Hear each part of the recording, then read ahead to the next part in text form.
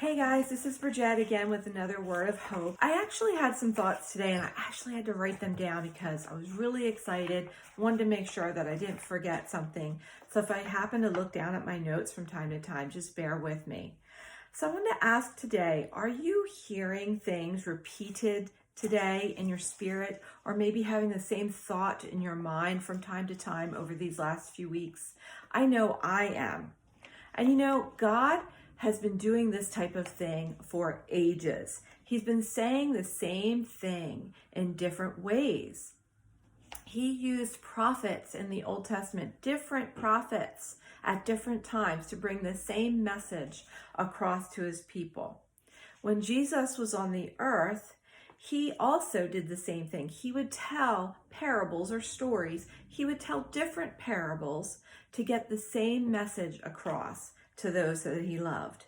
And he would even say the same words over and over again. The book of John tells us that every time that Jesus would say the word verily, in the book of John, it's recorded as verily, verily, I say unto you. And that word verily in the Greek is actually the word amen. And I know that we've all heard that word amen. It means a truth. So be it. It is done. So Jesus was saying, this is a truth. This is a truth, what I'm going to say to you.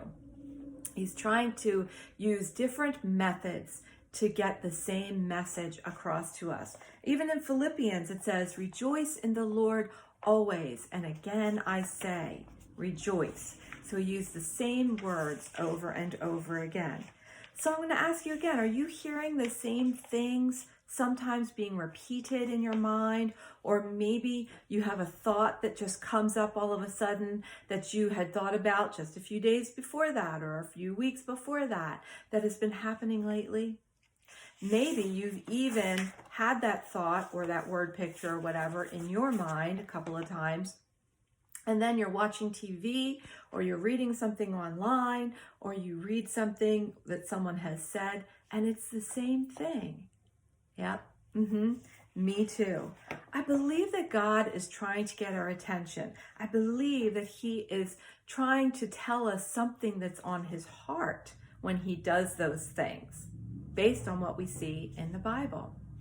So I'll just tell you a couple of things that I feel that God is trying to talk to me about during these few weeks that we have had all together, separate and apart, but together, and see if any of this resounds with you as well. Number one for me has been my family, my immediate family, my husband, my daughters, their men, my grandchildren, and not just that, but also my future generations. I had been having, back on March 20th, I had a dream, and this dream has been popped up in my mind from time to time over the years, and it's a dream of a flooding or a tidal wave or something like that. On March 20th, that night, I actually had that same type of dream, and it had to do with my children, my grandchildren, and their men, and my husband, and the tide was rising near us, and we had to leave the area in order to be safe from it. I'm not saying physically that's what we're doing. I'm just saying that sometimes those things weigh heavy on my mind. And then recently, as recent as last week, I was just led into an intense time of prayer with the Lord. And what was coming out of that was an intense prayer of blessing, protection, and preparation for my children, their men, my grandchildren, but then also for my future generations down the line. Then just yesterday, my daughter, out of the blue, introduces me to a song that I had never heard before.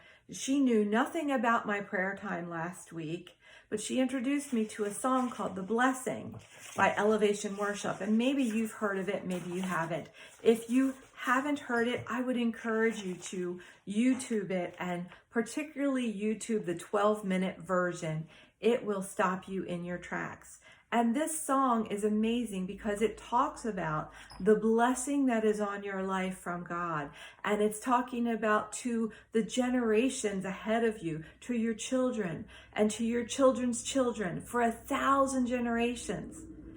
It's amazing that that had been my heart's prayer last week.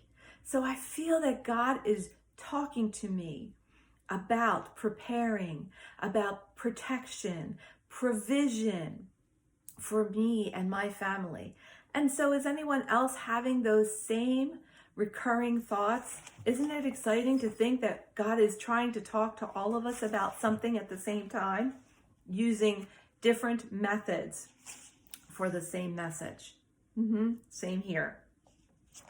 Another thing I've been thinking about lately is how everything seems to be so disjointed, so mishmash, so windy, if you will. I mean, even the government's response to this event, as good as it may be, even that seems to be somewhat disjointed or somewhat falling apart or coming apart at the seams lately, doesn't it? Well, after hearing this morning how things are not working out for some people, I was yet again reminded of these words that I had been having about coming apart at the seams, or fabric being torn, or the fabric of our country being torn at the seams. And I was reminded of the old story that Jesus told of the old wineskin and the new wine, and how you cannot put new wine into an old wineskin or it'll burst, or how you cannot repair an old garment with a new piece of cloth, or that will come apart at the seams. I then got those word pictures in my mind. And the crazy thing is that later today, I happened to stumble across a YouTube video on one of my YouTube subscriptions that I watch when I can. This one was of Paul Wilbur, who is a Messianic Jew, and he is a musician. He hasn't posted anything in a long time, but it just popped up on my feed, and he just happened to post his family's Shabbat at home. And during this video, he talked about the wineskin and how this is a time of new wine. And I was amazed yet again, as I feel that God is trying to tell us all something. So if you get a chance to watch it, YouTube his name, YouTube it, Paul Wilbur, and watch, called Shabbat in the Home. Right around minute 16, he starts talking about the new wine that we will enter into during this time. God is amazing. He will use anything on this earth, and he will go to any great length in order to speak to us and to show his love to us. So is anyone else hearing any of these thoughts? I say, what a profound time that we are living in. Yes, it's a little scary and it's a little unsettling, but it's also profound. So be encouraged today.